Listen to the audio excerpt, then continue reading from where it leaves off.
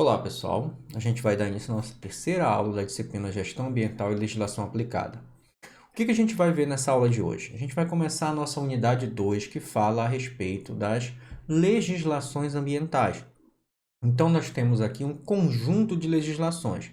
Vocês vão ver, como foi apresentado na primeira aula, onde nós mostramos o plano de ensino e inventário, que tem algumas legislações que a gente não vai citar. Por quê? Apesar de estar no projeto, apesar de constar na ementa da disciplina que está no projeto pedagógico, existem disciplinas mais à frente da graduação que vocês vão verificar exatamente essa legislação, como já foi explicado. Vocês já tiveram, inclusive, gestão de resíduos sólidos, onde lá se tratou a Política Nacional de Resíduos Sólidos. Não vem ao caso nós reabordarmos essa legislação novamente. Então, ela vai ser suprimida desse conteúdo. A outra legislação está na Política Nacional de Resíduos Sólidos. Vocês vão ter duas disciplinas específicas para isso. Planejamento de recursos hídricos e manejo de bacias hidrográficas, que é puramente discutir a parte da aplicação da legislação ambiental. Então, não vem ao caso a gente também se prender a ela. Por conta dessas questões, algumas legislações, como eu falei, a gente vai acabar suprimindo e nós não vamos fazer uma abordagem direta aqui. Eu posso até, num momento posterior, fazer uma videoaula a respeito dessas legislações especificamente, mas não necessariamente como componente obrigatória para essa disciplina de agora, tá? De gestão ambiental e legislação aplicada. Haja vista que as outras disciplinas vão fazer essas abordagens mais específicas. Então, o que nós temos aqui para começar, a nossa unidade 2, né? Legislação ambiental. E para que nós pudéssemos iniciar da melhor maneira essa disciplina, já com o arcabouço acerca da legislação ambiental específica, nós vamos iniciar com a Política Nacional de Meio Ambiente. Tá? Então, para que a gente compreenda, o que é importante aqui? Nós termos essa questão muito bem definida. Como nós falamos em situação anterior, a Política Nacional de Meio Ambiente ela é de 1981, anterior à reformulação da Constituição Federal, que é de 88. Entretanto, né, ela veio como uma consequência das discussões internacionais. Década de 80 é uma década conhecida como globalização da preservação ambiental, então literalmente a questão ambiental ela se torna um assunto popular a nível global, faz com que, consequência de 70, primeiras legislações ambientais e órgãos ambientais se consolidasse na década de 80, né, essa estruturação de leis que vão amparar o meio ambiente, que vão tutelar o bem ambiental. E por isso surge a Política Nacional de Meio Ambiente 81. Quando foi feita a reformulação da Constituição Federal, haja vista a necessidade de se falar especificamente sobre o tema meio ambiente, criou-se um capítulo específico com um artigo para tratar da tutela do meio ambiental, que, na verdade, isso acaba por reforçar a Constituição Federal, que, na verdade, isso acaba por reforçar a Política Nacional de Meio Ambiente. Primeiro, quando eu estou falando de Política Nacional do Meio Ambiente, nós temos a Lei 6938 de 1981. Então, essa lei de agosto de 81, ela dispõe sobre a política nacional e ela tem uma estrutura. Vocês vão verificar que boa parte dessas políticas nacionais que tem uma temática específica dentro da área ambiental, ela segue praticamente uma estrutura padrão. Então, eu tenho, inicialmente, o que a gente vai colocar nessa estrutura, princípios e alguns conceitos que são fundamentais à aplicação dentro da Política Nacional do Meio Ambiente. Haja vista da necessidade do operador jurídico compreender esses termos, que são conceitos trazidos de outros ramos das ciências, ok? Então, ele trabalha princípios e conceitos dessa política, que tem como função central essa parte inicial da legislação, orientar. Orientar o quê? Em termos do que vão ser essas definições que serão utilizadas na legislação, as principais definições, para que não fique ampliando demais ou extremamente subjetivo a questão dos seus conceitos. Então, eu trago os conceitos para a lei, defino exatamente o que vai ser, por exemplo, o conceito de meio ambiente, para quando eu utilizar desse termo na discussão da legislação e na tutela do bem ambiental, eu saber exatamente o que é o bem tutelado, com base no que foi amparado pelo conceito de meio ambiente. Depois eu parto para os objetivos. Ou seja, qual é a função dessa lei? Ela se objetiva o quê? Primordialmente tutelar, resguardar o bem ambiental. Tá? Fala da estruturação do SISNAMA, que é o Sistema Nacional de Meio Ambiente. Esse sistema tem exatamente a função de interligar os órgãos públicos que trabalham na efetivação, na aplicabilidade dessa lei, ok? E aí, resguardar, tutelar esse bem ambiental. O artigo 8º fala da estruturação do CONAMA, que é o Conselho Nacional de Meio Ambiente, consultivo, deliberativo e normativo. É um órgão que tem a função de disciplinar e complementar com orientações e padrões, por exemplo, de qualidade ambiental, a efetivação da política nacional de meio ambiente. Do artigo 9º ao 19º, nós temos os instrumentos dessa política. O que são esses instrumentos? São os meios pelo qual eu vou conseguir efetivar, aplicar a nossa política nacional e resguardar o bem ambiental. Tá? Então, depois a estrutura do artigo 20º, que entra em vigor a partir da data da sua publicação, e revoga-se qualquer disposição em contrário que possa existir na legislação, principalmente se eu suprimir determinados trechos por verificar, por exemplo, inconstitucionalidade, ou uma nova redação que é dada mediante uma lei que vai complementar ou fazer alguma substituição de pontos específicos da política nacional de meio ambiente.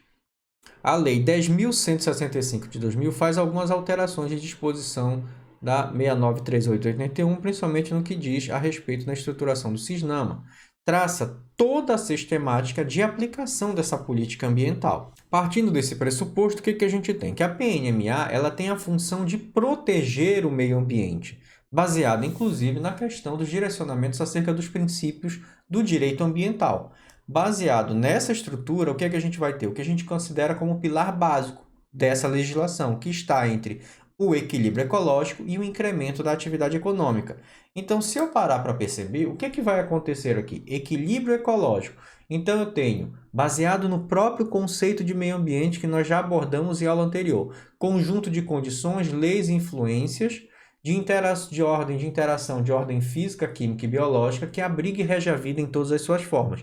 Então, eu parto do pressuposto que o equilíbrio ecológico aqui amparado pela Política Nacional do Meio Ambiente trata-se exatamente da manutenção desse conjunto de leis, influências e interações de ordem física, química e biológica, ou entre os fatores bióticos e abióticos que compõem o meio ambiente. Então, eu vou ter que manter em equilíbrio esse sistema ambiental funcionando, ok? Para que a partir daí eu venha e trabalhe com uma equidade sobre o crescimento econômico, o desenvolvimento econômico, através da exploração do recurso natural, mas ao mesmo tempo respeitando esse equilíbrio ecológico. Se eu for traduzir isso em outras palavras, o que nós temos aqui? Princípio do desenvolvimento sustentável. Uso racional do recurso para atender às necessidades das gerações atuais sem comprometer as necessidades das gerações futuras. E com isso, eu respeito de maneira indireta, está colocado nesse preceito que eu tenho que respeitar os limites impostos pelo ecossistema para que mantenha a sua capacidade de regenerar-se, a sua capacidade de reofertar esses recursos naturais que eu estou explorando, que eu necessito para o meu processo de desenvolvimento. Então, eu vou buscar trazer esse equilíbrio entre o que é o sistema ambiental e o sistema econômico, sem gerar processos de degradação. E, em casos em que haja algum impacto, alguma degradação, eu entre com ações para corrigir essas questões, sanando esse problema, mitigando ou compensando esse impacto ambiental que está sendo gerado. Dentro desse pressuposto, a gente tem o quê? Que a Política Nacional do Meio Ambiente tem como função, primeiro, produzir um diagnóstico da gestão ambiental. Tá? E, no Brasil, com estudos estratégicos. Quem é que vai fazer essa função? São os órgãos ambientais, que trabalham como instrumento de efetivação da política nacional através, por exemplo, do licenciamento ambiental e das ações de fiscalização. Se você entrar no site do IBAMA, você vai ver que eles emitem um relatório técnico sobre as suas atividades no ano. Aquilo é uma forma de, através do princípio da informação e da publicidade, mostrar claro quais são as ações que os órgãos ambientais estão fazendo para a questão da função de implementação das políticas públicas de meio ambiente, que é a gestão ambiental. Então, eu produzo um diagnóstico dessa gestão para saber efetivamente o que é que se tem feito no sentido de resguardar esse bem ambiental. Aprimorar técnicas de controle ambiental, acho que está bem claro, né? Quando eu puder aprimorá-las, eu vou trabalhar nesse sentido, exigir dos empreendimentos, né, o avanço da questão tecnológica para melhorar as suas ações e a sua relação com o meio ambiente, reduzindo assim a geração, por exemplo, de um aspecto ambiental, o potencial impactante desse aspecto ambiental quando em relação com o meio ambiente.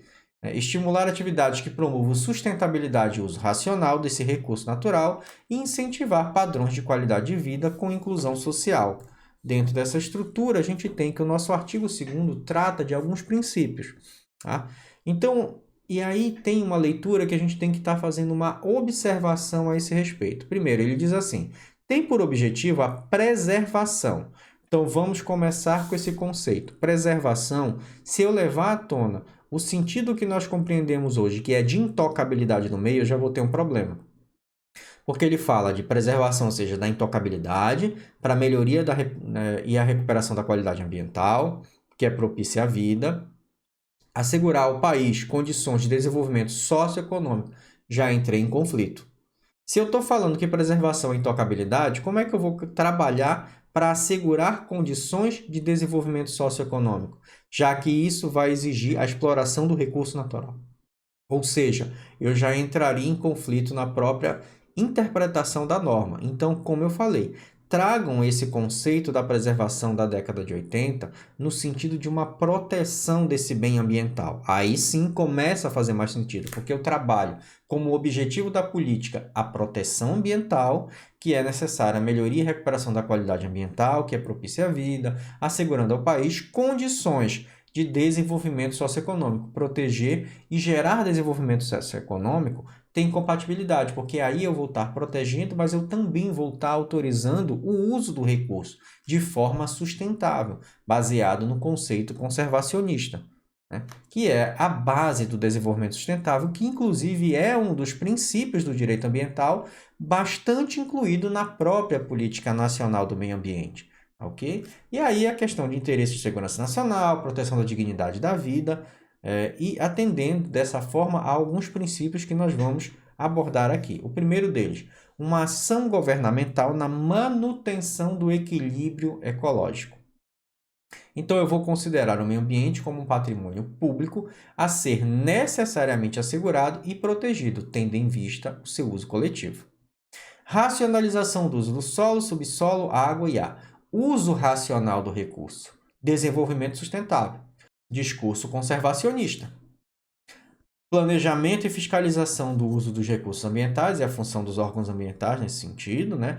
Proteção dos ecossistemas com a preservação de áreas representativas. Aqui sim, a proteção do ecossistema com a preservação, ou seja, a intocabilidade de áreas representativas, porque eu tenho um relevante interesse ambiental, eu tenho a prestação de serviços ambientais exclusivos ou espécies de fauna e flora que são específicos daquela área, daquela região, e aí há a necessidade, um sítio arqueológico, por exemplo, ou seja, eu tenho alguma especificidade naquela área que aí sim condiz utilizar o termo preservação, que é o termo de intocabilidade. Tanto é que a gente, quando amplia, e nós verificamos isso em Constituição Federal, né, a lei, com base no artigo 225, que dá suporte à lei do SNUC, Sistema Nacional de Unidade de Conservação. E dentre as unidades de conservação, nós temos aquelas de proteção integral, tá? Visando a preservação daquela área devido às suas peculiaridades e à relevância que aquela área tem. Aí tudo certo, ok? Controle e zoneamento das atividades potencial ou efetivamente poluidoras. O que é que nós temos aqui? Zoneamento ambiental, um instrumento de uso para a questão do planejamento, da desenvolvimento de uma região, uso e ocupação de uma área. potencialidades e fragilidades. Através do zoneamento, eu tenho um mapeamento dessa área e eu posso melhorar as ações de políticas públicas para o desenvolvimento daquela região ou até mesmo para a questão da preservação daquela região mediante, né, a relevância dos interesses ambientais que nós temos naquela localidade. Incentiva o estudo e a pesquisa de tecnologias orientadas para o uso racional e a proteção dos recursos ambientais.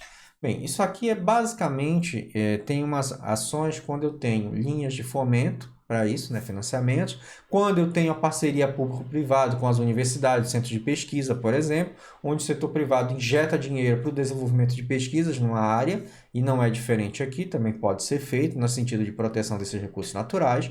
Acompanhamento do estado da qualidade ambiental, nós vamos ver mais à frente. Aqui a gente tem, por exemplo, o CONAMA. Eu tenho as resoluções de padrão de qualidade ambiental. E lá é imposto ao empreendimento atingir, né, um mínimo baseado naquele padrão. O limite, aliás, o mínimo não. O máximo de concentração de carga poluidora pertencente, né, permitido, na verdade, aquele efluente que está sendo direcionado para o meio ambiente, por exemplo. Então, eu tenho que equacionar o meu tratamento de efluentes industriais, por exemplo, para ser adequado ao atendimento do padrão estipulado pela legislação, que é o limite de concentração que eu posso lançar no meio ambiente. Proteção de áreas ameaçadas de degradação, ok? Aí a própria lei do SNUC também auxilia nesse processo, com a consolidação das áreas das unidades de conservação, né? A questão das ações do próprio órgão ambiental visando essa proteção dessas áreas que já foram degradadas, as ações em termos de competência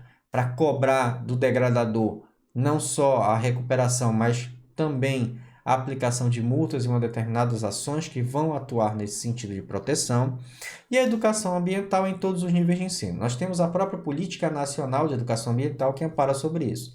A discussão antigamente era que eu deveria obrigar a existência de uma disciplina de educação ambiental em todos os níveis de educação, incluindo as universidades. Só que percebeu-se que o tema ele é multidisciplinar, ele é transversal. Então, quando eu falo de educação ambiental, eu tenho aqui um instrumento de conscientização e sensibilização para o trato da temática ambiental. Então, nesse aspecto, qual é a compreensão que se tem hoje? Que a educação ambiental ela perpassa por todas as áreas do conhecimento. Tendo em vista essa característica, o que acontece? Teoricamente, na minha disciplina, eu teria que fazer a abordagem da questão da educação ambiental como um instrumento de conscientização ambiental. Então, partiria do pressuposto que o professor no ensino fundamental, no ensino médio, né, na educação de base, trataria na matemática, na física, na química, né, as ações de educação ambiental. E, com isso, trazer à tona esse processo de conscientização do cidadão, em formação que seriam as crianças. Tá? Então, parte desse pressuposto hoje, que a educação ambiental, ela vigora dessa forma, não mais como uma disciplina obrigatória, como era visto anteriormente. Tá?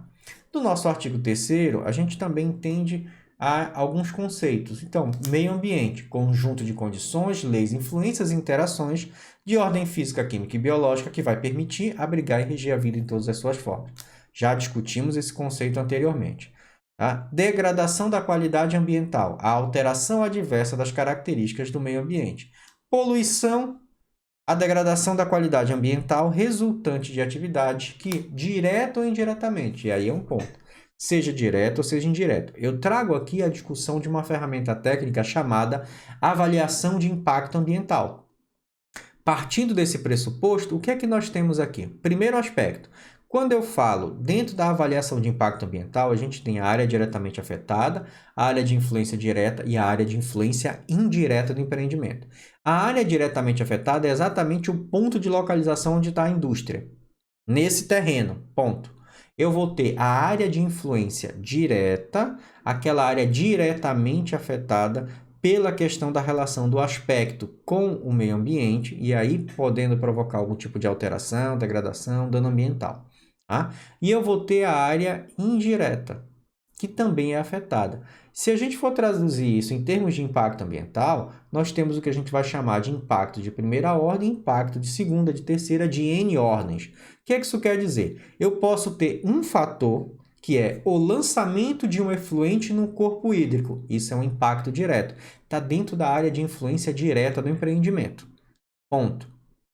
Só que o que acontece? Esse efluente ele vai entrar em contato com o corpo hídrico, ele vai se dispersar, se diluir, né, nesse corpo hídrico. Dependendo da carga de concentração de poluição que eu tenho no efluente, dependendo da vazão do corpo hídrico, eu vou ter uma consequência. O impacto direto é, naquele momento, ao chegar no corpo hídrico, ele já vai começar a alterar as propriedades físico-químicas da água, porque eu tenho elementos químicos interagindo com a água. Isso é o primeiro ponto. Isso é o que eu vou caracterizar como direto. Só que isso aqui vai me gerar efeitos, vai me gerar consequências, que é o efeito dominó. O que vai acontecer quando eu altero as características da água, dependendo do que for as características do efluente, eu começo a afetar o ecossistema aquático. Eu já estou gerando um outro problema de impacto ambiental. Consequentemente, se essa área é utilizada para pesca, se é para subsistência de uma maneira geral de uma população local, até para utilização para dessedentação, né, para consumo humano, o que vai acontecer? Eu já estou afetando o ecossistema e eu estou afetando as características da água, que ela vai ficar possivelmente imprópria para o consumo, para as atividades de lazer, uma série de situações. Perceberam? E eu tive um ponto gerador do problema, que foi simplesmente lançar o efluente no corpo hídrico. Mas eu tenho N consequências. Então, eu vou ampliando para saber a área de influência direta e indireta do empreendimento, mediante os impactos ambientais que ele está causando. E quando eu trago isso para a realidade da legislação ambiental, o que é que está acontecendo? Ele está caracterizando que poluição é a degradação da qualidade ambiental, ou seja, do equilíbrio ecológico como amparado pela Constituição, que é um fator primordial. A partir daí, o que vai acontecer? Essa qualidade ambiental e esse processo de degradação dessa qualidade, na verdade, ela é resultante das atividades que, direta e indiretamente, prejudiquem a saúde, segurança e o bem-estar da população. Criem condições adversas às atividades socioeconômicas. Olha o que eu estou falando. As consequências de lançar um efluente estão todas amparadas aqui. Né? Afetem desfavoravelmente a biota, afetem as condições estéticas ou sanitárias do meio ambiente e lancem matéria ou energia em desacordo com os padrões ambientais estabelecidos. Então, eu já estou deixando claro que eu vou caracterizar como poluição tudo aquilo que afeta o equilíbrio ambiental. Mas eu preciso ter uma forma de mensurar isso. Como é que é feito isso? Através, por exemplo, de uma análise de concentração de carga poluidora desse meu efluente, independente de ser tratado ou não, quando em relação com o meio ambiente, em interação. Só que aí, como é que eu vou mensurar? Como é que eu sei que eu estou com uma concentração X de carga poluidora e essa concentração vai afetar ou não o meio ambiente? Foram feitos estudos técnicos para viabilizar isso. E aí houve uma resolução, que nesse caso é o CONAMA, que nós vamos abordar mais à frente, que exatamente vai disciplinar esses padrões ambientais que vão ser estabelecidos. Então, eu vou ter uma resolução CONAMA específica que vai me disciplinar, por exemplo, qual é essa concentração, ou outras normativas, instruções e resoluções que podem amparar o meu tipo de empreendimento de acordo com as características que ele possui, na sua relação com o meio ambiente. Então, para frente, também ainda, continuando. Então, continuando a parte de conceitos, o que é que nós temos aqui? Poluidor, pessoa física ou jurídica, isso é um ponto importante. Eu não estou só amarrando a pessoa física, mas eu também estou amarrando o empreendimento, a pessoa jurídica. E isso é importante a gente entender que está amparado na Política Nacional do Meio Ambiente, porque na hora que a gente for trabalhar lei de crimes ambientais, lá eu tenho também a discussão acerca da pessoa jurídica, tá bom? E ele pode ser de direito público ou privado que seja responsável, direta ou indiretamente, por atividade que vá causar algum tipo de dano de degradação ambiental. Então, eu também vou ter o conceito de recursos ambientais, onde ele define que é a atmosfera, águas interiores, superficiais e subterrâneas, estuários, mar territorial, solo, subsolo e os elementos da biosfera, a fauna e a flora. Então, ele definiu o que é poluidor, o que é degradação, o que é meio ambiente, o que é recursos ambientais, para que eu possa discutir isso na legislação ambiental. Tá? O artigo 4º trata dos objetivos. E o que a gente tem aqui? A compatibilização do desenvolvimento econômico e social com a preservação da qualidade do meio ambiente e do equilíbrio ecológico. Novamente, vamos entender no sentido de proteção, tá bom? A definição das áreas prioritárias de ação governamental, que são relativas à qualidade do equilíbrio ecológico, atendendo aos interesses da União, dos estados, do Distrito Federal e dos municípios. Tá? O estabelecimento de critérios e padrões de qualidade ambiental e de normas relativas ao uso e manejo do recurso natural. Ou seja, eu estou trazendo à tona com base nos princípios e definindo, né, quais são as ações e os objetivos que essa lei tem, tá? Para que eu faça o quê? Proteja esse meio ambiente, tá bom? Então, eu vou ter o desenvolvimento de pesquisas e tecnologias nacionais, orientadas para o uso do recurso natural, a difusão de tecnologias de manejo do meio ambiente e a preservação e restauração de recursos ambientais, utilizando racionalmente a disponibilidade permanente, novamente, preservação no sentido de proteção, concorrente para a manutenção do equilíbrio ecológico que é propício à vida. Tá? A difusão de tecnologias de manejo está relacionado à questão também das informações ambientais, né? As consultas públicas que podem ser realizadas sobre um determinado empreendimento, uma situação, numa localidade, né? E aí essa necessidade de trabalhar a qualidade ambiental e o equilíbrio ecológico. Tá? E a imposição ao poluidor e ao predador da obrigação de reparar ou indenizar os danos causados. E assim a esse usuário também da contribuição pela utilização dos recursos ambientais com fins econômicos, de certa forma. Tá? No artigo 5º, a gente vai falar sobre as diretrizes. O que é que nós temos aqui? Como diretrizes centrais da política nacional, nós temos as normas e os planos. Então, são destinados, primeiro, a orientar a ação dos governos, né? E aí, dos entes públicos de uma maneira geral, União, Estados, Distrito Federal e municípios, visando aqui o quê? A questão dessa relação da proteção da qualidade ambiental e manutenção do seu equilíbrio ecológico. Tá? E nós temos os princípios que já foram estabelecidos no artigo 2º dessa lei, que vão ser observados para que a gente alcance essas diretrizes. E no parágrafo único do artigo 5º a gente tem que as atividades empresariais, públicas ou privadas, e aí a gente já está falando novamente da pessoa jurídica, tá? Serão exercidas em consonância com as diretrizes da PNMA. Tá? Dentro dessa estrutura, a própria política nacional já define a consolidação do que a gente chama que é o SISNAMA, que é o Sistema Nacional de Meio Ambiente, é o artigo 6º. Ele está amparado porque ele diz que os órgãos e entidades da União, Estado, Distrito Federal e município, bem como fundações instituídas pelo poder público responsáveis pela proteção e melhoria da qualidade ambiental, constituirão o SISNAMA. E ele é estruturado da seguinte forma. Então, só para que a gente entenda, inicialmente, ou seja, todos os órgãos ambientais, os órgãos de proteção ambiental dos entes públicos, não interessa a esfera da federação, devem estar vinculados ao SISNAMA para ter validade, incluindo jurídica, de proteção do meio ambiente. Tá? O que estava acontecendo no passado? Alguns municípios aqui nos interiores estavam começando a estruturar suas secretarias, mas ainda não tinham feito a vinculação ao SISNAMA. Então, ela não tinha uma legalidade, por assim dizer. Haja vista que a própria política nacional deixa claro que se faz necessário a vinculação ao SISNAMA. Então, nessa estrutura do Sistema Nacional, o que é que nós temos? Primeiro, o órgão superior é um conselho de governo com a função de assessorar o presidente da República na formulação da política nacional e nas diretrizes governamentais para o meio ambiente e os recursos ambientais. Depois eu vou ter órgão consultivo e deliberativo, e aí nós temos o CONAMA, tá? Que é o nosso Conselho Nacional de Meio Ambiente. A finalidade aqui é assessorar, estudar e propor ao Conselho de Governo diretrizes e políticas governamentais para o meio ambiente e os recursos naturais e deliberar, no âmbito da sua competência, normas e padrões compatíveis com o meio ambiente ecologicamente equilibrado e essencial a sadia qualidade de vida. Eu estou pegando nesse trecho final, que está constando aí na estrutura do SISNAMA, exatamente o que versa o caput do artigo 225 da Política Nacional, da Constituição Federal de Meio Ambiente. Ok?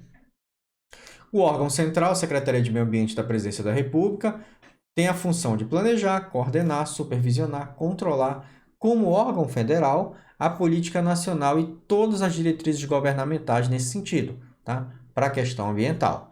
Os órgãos executores a gente pode ter a nível federais, né? O IBAMA, o Instituto Chico Mendes, ICMBio e por aí vai, que tem a finalidade de executar e fazer executar-se a legislação ambiental brasileira, tá? Ou seja, as políticas públicas que estão sendo desempenhadas para a questão da proteção do bem ambiental.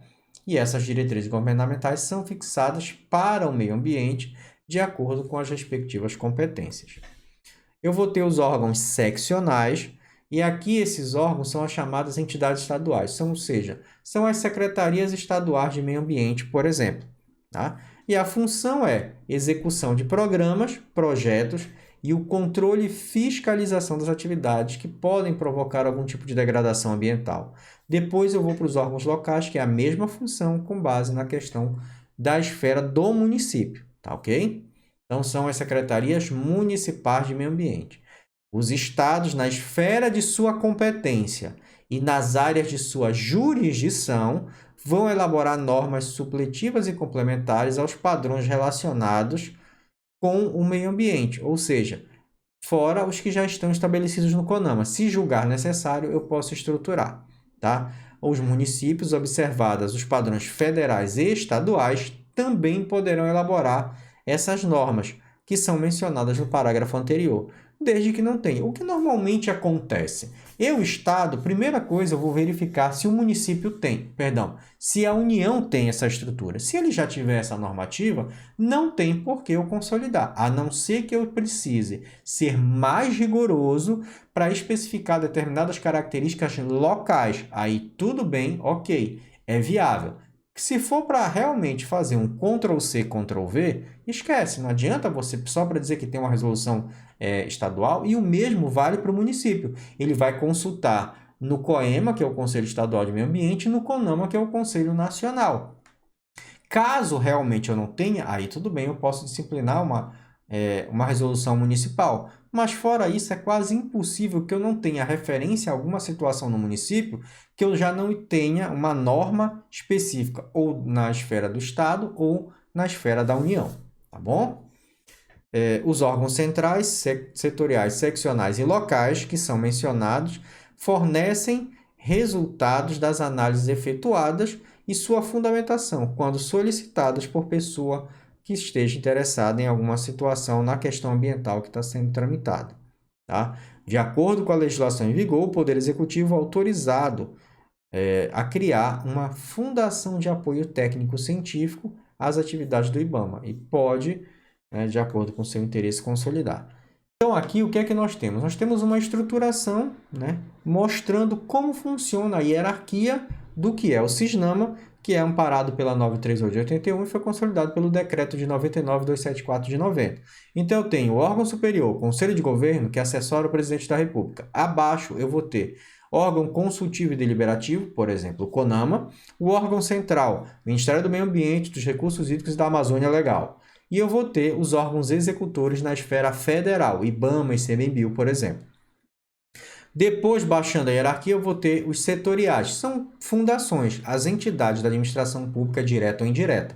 A partir daí, eu vou ter os órgãos seccionais, que são as entidades estaduais, Secretaria de Meio Ambiente e Conselho de Meio Ambiente, para que a partir daí eu estruture o que são meus órgãos locais.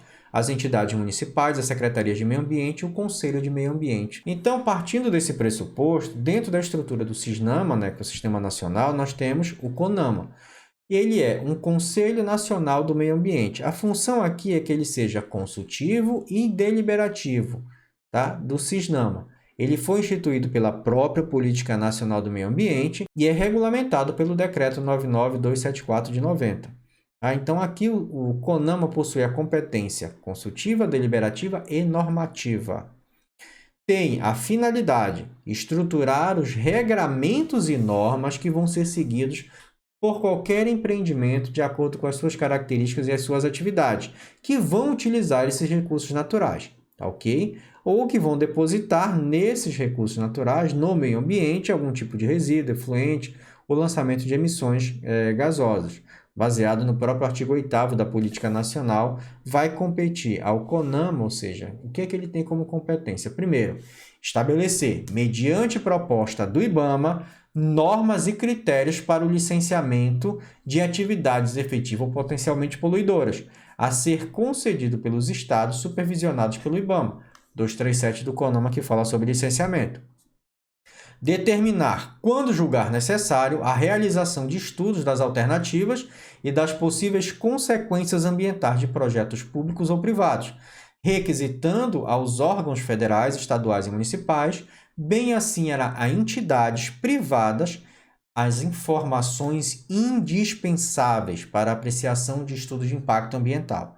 Ou seja, ele vai auxiliar nessa questão sobre o licenciamento ambiental, tá ok? E disciplinar como vai se dar dessa forma os estudos de impacto ambiental. E, consequentemente, né, o seu respectivo relatório. A gente vai falando de EIA-RIMA. E no caso de obras ou atividades que têm significativa degradação, especialmente nas áreas consideradas como patrimônio nacional. Determinar, mediante a representação do IBAMA, a perda ou restrição de benefícios fiscais concedidos pelo poder público em caráter geral ou condicional. E a perda de suspensão de participação em linhas de financiamento, tá, em estabelecimentos oficiais de crédito. Então, dependendo da situação, do nível do dano e do problema ambiental, isso pode repercutir de maneira negativa. Estabelecer privativamente normas e padrões nacionais de controle da poluição por veículos automotores, aeronaves e embarcações, mediante audiência nos ministérios competentes. O que é que nós temos aqui? Antigamente era muito comum, você tinha uma propaganda de veículo automotor, geralmente no canto inferior, você tinha depois, ao final da propaganda, aparecendo o símbolo do IBAMA, e já no final da propaganda, alguns dizeres em letras bem pequenas, né, falando sobre a questão do IBAMA. O que era aquilo? Era informar na propaganda, apesar do tempo muito curto e da letra muito miúda para se ler alguma coisa, de que o empreendimento, que seria a montadora, ela está licenciada, que os veículos automotores emitidos, né, construídos pela montadora, na verdade, atendem aos padrões estabelecidos pela legislação, sem prejuízos da questão ambiental. Tá ok? Estabelecer normas e critérios e padrões relativos ao controle e à manutenção da qualidade do meio ambiente com vistas ao uso racional dos recursos ambientais, principalmente os hídricos. E, no seu parágrafo único, o secretário de Meio Ambiente é, sem prejuízo das suas funções, o presidente do CONAMA automaticamente. Então, na estrutura do CONAMA, o que é que nós temos aqui? Primeiro, o presidente é o ministro do Meio Ambiente. Então, nós temos plenário, comitê de integração de políticas ambientais, câmaras técnicas, grupo de trabalho e grupo de assessores. Nessa estrutura, o CONAMA composto por governo mais sociedade. Então, você tem a plenária para fazer a discussão, nós temos as câmaras técnicas e os grupos de trabalho. Então, nós temos, dentro de uma câmara técnica, nós podemos ter vários grupos de trabalho que fazem estudos específicos para estruturar normas pertinentes aos padrões, por exemplo, de qualidade ambiental. Então, para cada câmara técnica, tem um conjunto de grupos de trabalhos para abordar uma temática específica em termos de proteção do bem ambiental, né? Então, só para que a gente entenda, quando eu falo de câmaras técnicas, eu tenho assuntos internacionais, e aí a função é exatamente também transcrever padrões internacionais que, porventura, nesses tratados foram negociados e que o Brasil é signatário. Então, ele precisa internalizar isso. Traz-se para esses assuntos para começar também a construir essas normativas dentro do cenário brasileiro. Assuntos jurídicos, e aí questão da legislação, se está ferindo alguma legislação ou não, se as resoluções elas são compatíveis com o que versa a legislação ambiental no sentido de tutela do bem ambiental, né? Aí vem atividade de mineração, energética e infraestrutura. Eu começo a especificar biodiversidade, fauna e recursos pesqueiros, controle e qualidade ambiental, economia e meio ambiente, educação ambiental, florestas e atividades agro-silvo-pastoris, gestão territoriais e biomas, saúde, saneamento ambiental e gestão de resíduos, unidades de conservação e demais áreas protegidas. Então, os nossos grupos de trabalho eles são criados no âmbito das câmaras técnicas e das plenárias, como nós já citamos anteriormente. E aqui há um entendimento com a Secretaria Executiva para analisar, estudar, apresentar propostas sobre matérias de sua competência, ou seja, o que recai àquela Câmara Técnica especificamente. Então, o funcionamento de uma Câmara Técnica, eu tenho o presidente eleito entre os conselheiros, membros da Câmara técnica, eu tenho o apoio logístico operacional da administrativo, da Secretaria e do Ministério do Meio Ambiente. Tá? Eu tenho um relator que é eleito pelos conselheiros. Eu tenho um âncora, que é um servidor do Ministério do Meio Ambiente ou do IBAMA, que faz a interlocução com a área técnica. E a partir daí eu tenho os membros conselheiros, 7 membros com direito a voto e demais participantes que podem ser convidados e interessados com direito à voz, mas não com direito a voto, tá? Que fique claro nesse sentido. E hoje nós temos dessa estruturação a composição do CONAMA aproximadamente 106 membros, onde 37 membros são do governo federal, 27 dos governos estaduais, 8 dos municipais, representação da sociedade civil 21, setor empresarial 8, membros honorários 1, convidados 3, sem direito a voto, e o presidente, que é o ministério, que é o ministro ou secretário executivo do meio ambiente. Tá? E aí, dentro dessas câmaras técnicas, desses grupos de trabalho, é que surgem as nossas resoluções do CONAMA. E como é que nasce uma resolução? Então, vamos de baixo para cima. Primeiro, há um grupo de trabalho, né? Então, há um consenso dentro desse grupo sobre uma determinada temática que precisa ser disciplinada. Então, faz-se uma elaboração dessa proposta de resolução. Saiu do grupo de trabalho, vai para a Câmara Técnica da votação dos 7 conselheiros. Então, faz-se uma apreciação sobre o mérito da proposta e possíveis modificações, se julgar necessário. Vai para a Câmara Técnica de Assuntos Jurídicos. Por quê? Eu preciso verificar se essa resolução não fere alguma lei nacional, não fere a própria Constituição Federal. Tá ok? Então, há uma apreciação sobre a constitucionalidade da proposta e possíveis modificações que possam ser realizadas nesse sentido. Lembrando, gente, que vocês estão vendo que a seta ela é de mão dupla. Por quê? Eu posso, do grupo de trabalho, não ser necessariamente aprovado na Câmara Técnica e voltar para o grupo de trabalho para apreciação. E aí eu vou seguindo. E pode voltar também um grau, uma instância para poder fazer uma reavaliação da situação. Por isso que a seta ela tem sentido duplo. Tá? Saiu da Câmara de Assuntos Jurídicos após a votação com 7 conselheiros, vai para a plenária. E aí são 106 conselheiros em votação. A aprovação, modificação ou reencaminhamento da proposta, caso ela esteja inconsistente e necessite de algum tipo de alteração. Tá ok? E aí foi aprovado, aí publica a resolução no Diário Oficial da União e ela passa a entrar em vigor. Então, essa é a linha de construção do que a gente chama de uma resolução do CONAMA. No artigo 9º, nós temos alguns instrumentos, tá? Então, o instrumento, como eu falei, a função aqui é efetivar os objetivos e as diretrizes, que são estabelecidas de uma maneira geral. Já os instrumentos, eu vou disponibilizar o recurso necessário para orientar toda e qualquer atividade que envolva o meio ambiente, seja para retirar recurso natural ou que ela seja potencialmente poluidora. Então, o que exatamente a gente vai fazer dessa forma? Dentro desses instrumentos, os principais que a gente tem é o estabelecimento de padrões de qualidade ambiental, resoluções do CONAMA, ok. Zoneamento ambiental, vamos ter uma discussão acerca desse tema, mas já falamos anteriormente. Mapeamento, potencialidades e fragilidades. Eu vou diagnosticar uma área, mapear uma área, para saber o que eu posso fazer em termos de exploração, não só para o desenvolvimento socioeconômico, mas também para o equilíbrio ambiental. Licenciamento e a revisão de atividades efetivas ou potencialmente poluidoras. Tá? E incentivos à produção e instalação de equipamentos e à criação ou absorção de tecnologia, voltados para a melhoria da qualidade ambiental. Tá? Criação de espaços territoriais especialmente protegidos pelo poder público.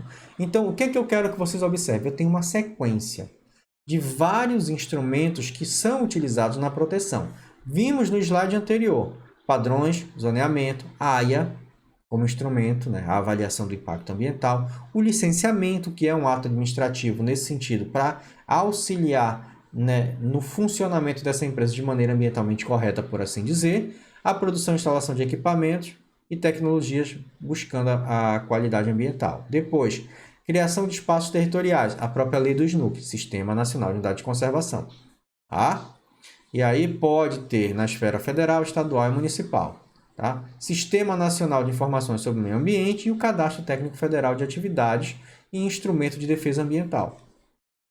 No artigo 9º, nós vamos ter também as penalidades disciplinares ou compensatórias, o não cumprimento das medidas necessárias à preservação, né, à proteção ou correção da degradação ambiental. Lembrando que nós temos a Lei de Crimes Ambientais, então eu acabei colocando em desuso essa parte das penalidades disciplinadas que são amparadas pela própria Política Nacional do Meio Ambiente, né? E a instituição do relatório de qualidade de meio ambiente a ser divulgado anualmente pelo IBAMA, que também tem relação com a parte das ações de gestão ambiental.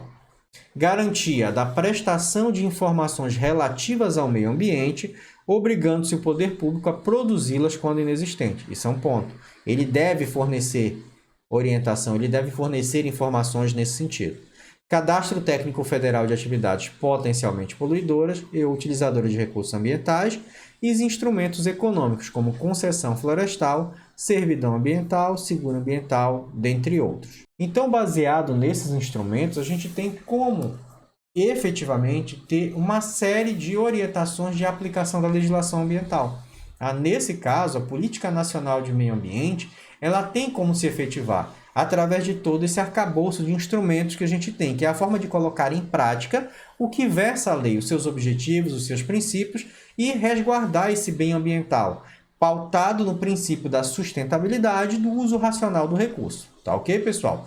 Então, nesse ponto, chegamos ao final da aula que discute Política Nacional do Meio Ambiente. Tá? A partir da próxima aula, a gente já vai estar discutindo as outras legislações ambientais. Tá ok? Até mais, pessoal.